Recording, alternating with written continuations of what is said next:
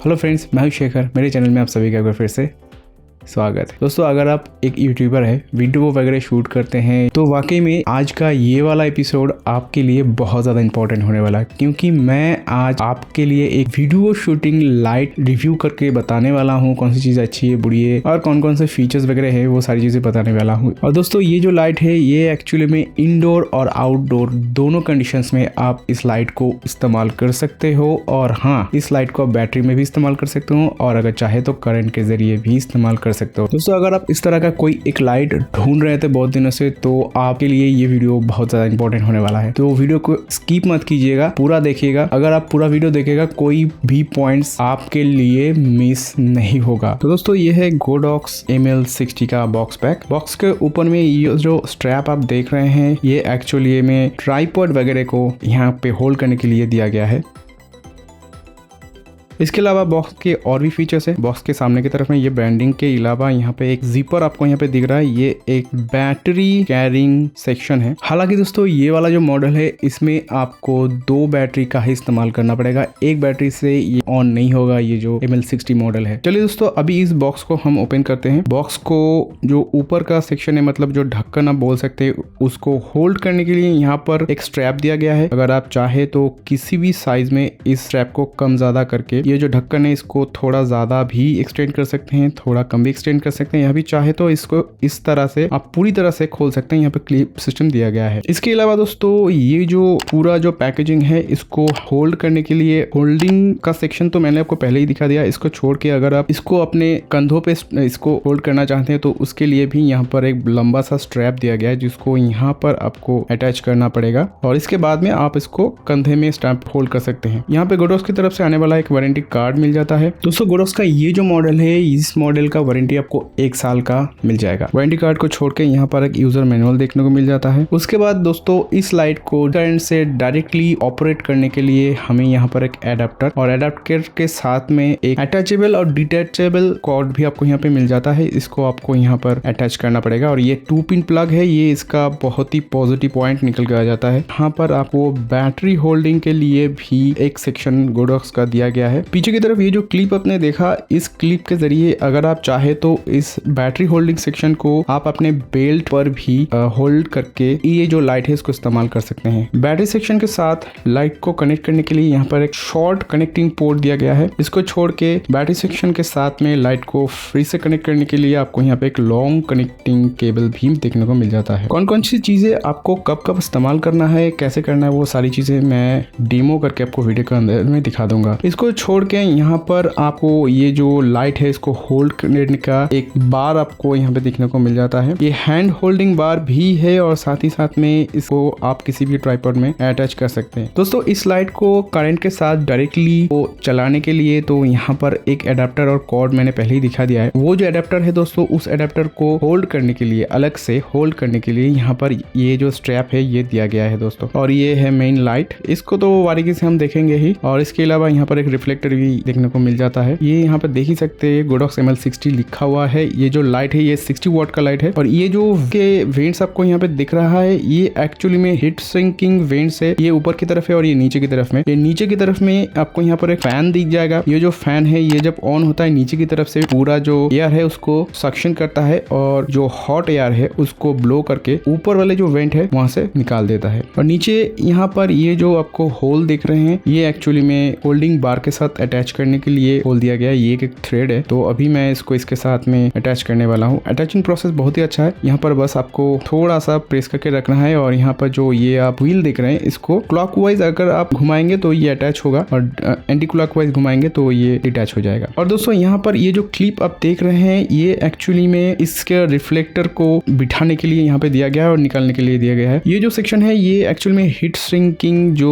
Aluminium plates है वो यहाँ पर लगाया गया है। एक अच्छी बात है, इस जो लाइट है इसके ऊपर में एक बहुत ही मोटा सा प्रोटेक्टिंग ग्लास यहाँ पे लगाया गया है। एक्चुअली में गोडॉक्स में बहुत सारे मॉडल्स में जिसमें इस तरह का एलईडी इस्तेमाल किया गया है, सब में एक प्रोटेक्टिंग ग्लास रहता है, पर ये थोड़ा अलग लगा, थोड़ा ज्यादा मोटा आप बोल सकते हैं, मुझे ऐसा लगा। दोस्तों, ये जो रिफ्लेक्टर आपने देखा, यहाँ पर आप इस रिफ्लेक्टर को उतारने के बाद अगर आप चाहे तो सॉफ्ट बॉक्स ऐसे ही इसमें अटैच नहीं कर पाएंगे। ये इसका नेगेटिविटी आप बोल सकते हैं। दोस्तों, ये एक नेगेटिविटी इसलिए हो जाता है कि यहाँ पर आपको सॉफ्ट बॉक्स अटैच करने के लिए आपको एटलीस्ट 1 एक्सेसरीज खरीदना पड़ेगा और वो है सॉफ्ट बॉक्स अटैचिंग जो अडेप्टर है वो गोडॉक्स की तरफ से ही आता है। ACE2 अडेप्टर नाम का एक अडेप्टर है, उसको आप खरीद लीजिएगा और उसके बाद ही उस अडेप्टर के जरिए आप ये जो लाइट है यहाँ पर सॉफ्ट बॉक्स अटैच कर सकते हैं। और सॉफ्ट बॉक्स का मॉडल की बात करूँ तो वो भी गोडॉक्स का ही मैं बता देता हूँ, AD-A60S। और भी बहुत सारे मॉडल्स का सॉफ्ट बॉक्स इसमें अटैच होता है, पर मैंने सिर्फ गोडॉक्स का ही बताया। दोस्तों ये जो बटन है इसको प्रेस करके आप ये जो टाइटनिंग हैंडल बोल सकते हैं, तो इस हैंडल को आप अपनी सुविधा के अनुसार यहाँ पे इसको बिठा लीजिए और फिर इस हैंडल को आप लूज कर सकते हैं या फिर इस हैंडल के जरिए आप ये जो लाइट है इसका वर्टिकल मूवमेंट को किसी भी जगह पे सेट कर सकते हैं। ये जो होल दिया गया है दोस्तों, ये इसका एक पॉजिटिविटी है कि यहाँ पर आप चाहे तो कोई भी सॉफ्ट बॉक्स की तरह जो अम्ब्रेलाज मिलते हैं व्हाइट कलर के, आप चाहे तो यहाँ पर उसको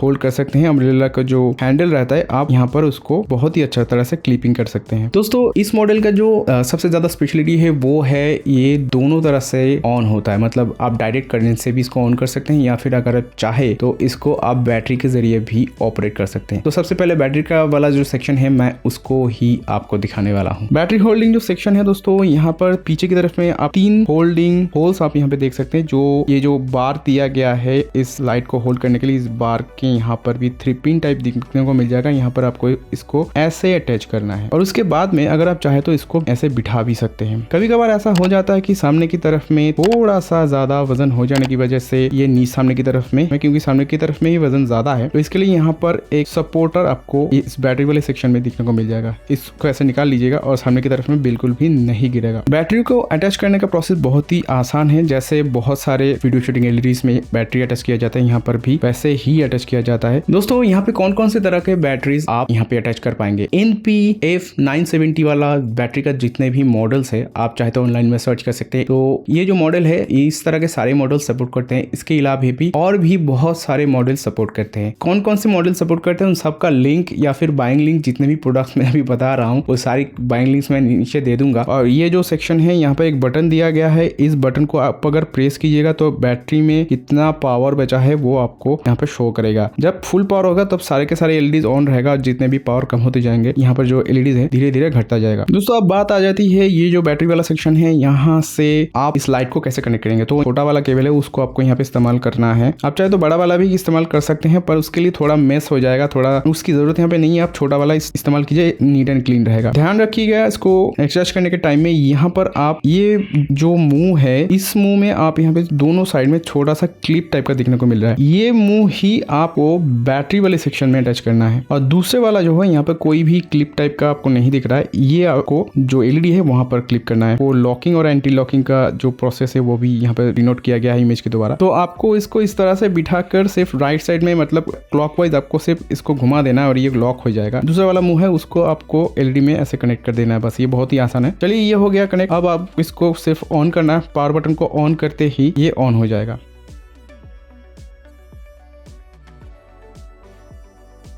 यहाँ पे 2 व्हील्स दिख रहे हैं, एक सेट और दूसरा है डिम। ब्राइटनेस को कम ज्यादा करने के लिए आपको डिम वाले व्हील का इस्तेमाल करना है। डिम वाले व्हील का एक बहुत ही अच्छा फंक्शन है दोस्तों, जब आप चाहे 60-70 जितना भी आपका ब्राइटनेस चाहिए आप यहाँ से सेट कर लीजिए। और जब आप इसको इस्तेमाल नहीं कर रहे हैं, सिर्फ डिम वाला जो बटन है उसको ऊपर की तरफ से प्रेस करना है और ये जो एलईडी है 0 में चला जाएगा। तो इससे फायदा ये हो जाएगा, हमेशा आपका एलईडी ऑन नहीं रहेगा, आपका बैटरी बचेगा या फिर करंट कंज्यूम कम करेगा। यहाँ से जो हीट रिलीज होता है वो कम रिलीज होगा। फैन का लॉन्जिविटी भी धीरे धीरे बढ़ेगा क्योंकि पॉजिटिविटी ये भी हो जाता है। और फिर से अब अगर आप प्रेस कीजिएगा, जो आपका पहला वाला किया हुआ सेटिंग है उसमें फिर से ये शिफ्ट कर जाएगा। और जो सेट वाला बटन है इसको अगर आप प्रेस करके होल्ड करके रखिएगा तो यहाँ पर जो बटन हैं सारे के सारे लॉक हो जाएंगे। और इस लॉक को फिर से खोलने के लिए आप इसी बटन को प्रेस करके होल्ड करके रखिए, इससे ये लॉक खुल जाएगा। फिर आप चाहे जिस बटन को जैसे चाहे ऑपरेट कर सकते हैं। अब इसके फंक्शंस के बारे में मैं बता देता हूँ। सबसे पहले आ जाता है इसका जो सबसे यूनिक फंक्शन है, इसका फैन को आप यहाँ से ऑन कर सकते हैं। अब दोस्तों मैं बता देता हूँ, यहाँ पर मैंने फैन को ऑन तो कर दिया है पर इसका मतलब नहीं है कि ये फैन अभी चल रहा है। अगर 51 से 100 के बीच में आपका ब्राइटनेस सेट किया हुआ है तो ये फैन ऑटोमेटिकली ऑन हो जाएगा। और अगर आपका जो ब्राइटनेस है वो 50 से 0 के बीच में है तो इसका जो फैन है ऑन नहीं होगा, ऑटोमेटिकली ये 2 ऑपरेशन होंगे और इसको ऑटोमेटिक करने के लिए ही यहाँ पर फैन का जो सिंबल है इसको ऑन रखना जरूरी है। और अगर आप चाहे इसको ऑफ रखने का तो आप इसको ऑफ रख सकते हैं, बट ऐसे सिचुएशन में आप कुछ भी कीजिए, आपका जो ब्राइटनेस है इस एलईडी का ये 50 के ऊपर में जाएगा ही नहीं दोस्तों, क्योंकि आपने फैन को फोर्सफुली ऑफ करके रखा है। दूसरा जो फंक्शन आ जाता है वो है इसका वायरलेस वाला फंक्शन। तो इसके जरिए आप इस एलईडी को जो आपका इसका जो रिमोट मिल जाता है उसके जरिए आप इसको कंट्रोल कर सकते हैं। रिमोट की बात करें तो दोस्तों यहाँ पर जो रिमोट आप इस्तेमाल कर पाएंगे वो है, उसका मॉडल में मैं बता देता हूँ, RCA6। दोस्तों इस लाइट का जो तीसरा फंक्शन आ जाता है वो है इसमें 8 तरह का लाइटिंग इफेक्ट आपको मिल जाएगा। ये 8 तरह का लाइटिंग इफेक्ट मैं आपको दिखा देता हूँ।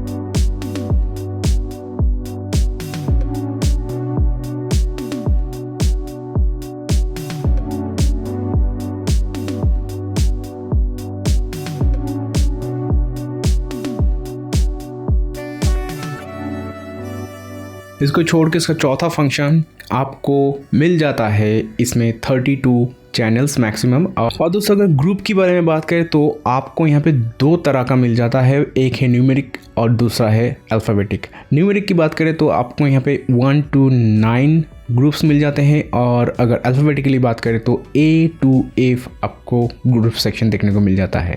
और एक खास चीज़ यहाँ पे मिल जाता है जो कि है ID यहाँ पर आपको 1 to 99 तक मिल जाता है। आप चाहे तो ID को ऑफ भी रख सकते हैं दोस्तों। तो ये जो लाइट है इसका जो स्पेशलिटी है वो है इसका अल्ट्रा लो लेवल नॉइज। तो अभी मैं आपको प्रैक्टिकली दिखाने वाला हूँ कि इसमें कितना लो लेवल तक मैक्सिमम नॉइज आपको सुनाई देगा। दोस्तों अभी आप देख पा रहे हैं कि मैंने अपना जो लाइट है उसको ऑन नहीं किया है, तो ऐसा सिचुएशन में यहाँ पर जो फोन का डेसिबल मीटर है वो माइक के द्वारा डिटेक्ट कर पा रहा है कि यहाँ पर जो साउंड लेवल है 32 से 36 के आसपास है। ये साउंड एक्चुअली में जो मेरे रूम के चारों साइड में जो थोड़ा बहुत साउंड वगैरह आ रहे हैं उसका ही साउंड है। अभी मैं लाइट को ऑन करने वाला हूँ। हालांकि दोस्तों लाइट का जो ब्राइटनेस है वो जितना बढ़ाऊंगा उतना जो लाइट है हीट होगा और फैन उतना ही स्पीड से घूमने लगेगा। 100 के ऊपर इसका ब्राइटनेस नहीं जाता है, तो इसीलिए यहाँ पर ही इसका फैन का जो मैक्सिमम नॉइज है, फुल स्पीड है ये, तो इसमें मैक्सिमम नॉइज आपको यहाँ पर दिखने को मिलेगा। तो ऐसा सिचुएशन में आप देख पा रहे हैं कि इसका जो मैक्सिमम नॉइज लेवल है इसके फैन का वो जा रहा है यहाँ पर 47-50 के आसपास में है। अप्रोक्सीमेटली आप 50 पकड़ सकते हैं। तो दोस्तों इससे साबित हो जाता है कि 36 तक जो एनवायरमेंटल साउंड है वो था, 36 से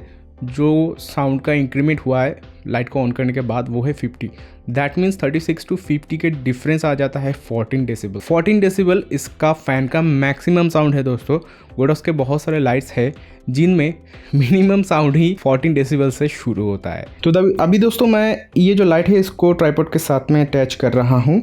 यहाँ पे अटैचिंग का जो होल है और जो टाइटनिंग स्क्रू है उसको टाइट कर रहा हूँ, और अभी मैं आपको दिखाने वाला हूँ इसका जो ब्राइटनेस है मिनिमम टू मैक्सिमम जो भी आप कह सकते हैं वो दिखाने वाला हूँ। तो यहाँ पर 0 पर आप देख रहे हैं, अभी मैं बढ़ा रहा हूँ धीरे धीरे। थोड़ी देर पहले कैसा था और 100% में अभी इसका इंटेंसिटी कैसा है, अभी मैं फिर से 0 में ट्रांसफर करके दिखाता हूँ, जैसा कि दोस्तों आप देख पा रहे हैं। इन शॉर्ट अगर कहूँ इसका जो लाइट का इंटेंसिटी है वो बहुत ज़्यादा है, 5600 केल्विन तक आपको इसका जो इंटेंसिटी तो दिखने को मिल जाएगा। दोस्तों इसके बॉडी के मटेरियल के बारे में बात करें तो इसका जो बॉडी है वो एल्यूमिनियम एलॉय से बना हुआ है, और जिसकी वजह से ये इतना हल्का है। इसका वजन की बात आ जाता है, ये सिर्फ लाइट, मैं रिफ्लेक्टर को छोड़ के सिर्फ लाइट की बात कर रहा हूँ, इसका वजन आपको देखने को मिल जाएगा करीब 770 ग्राम या फिर 760 ग्राम के आसपास।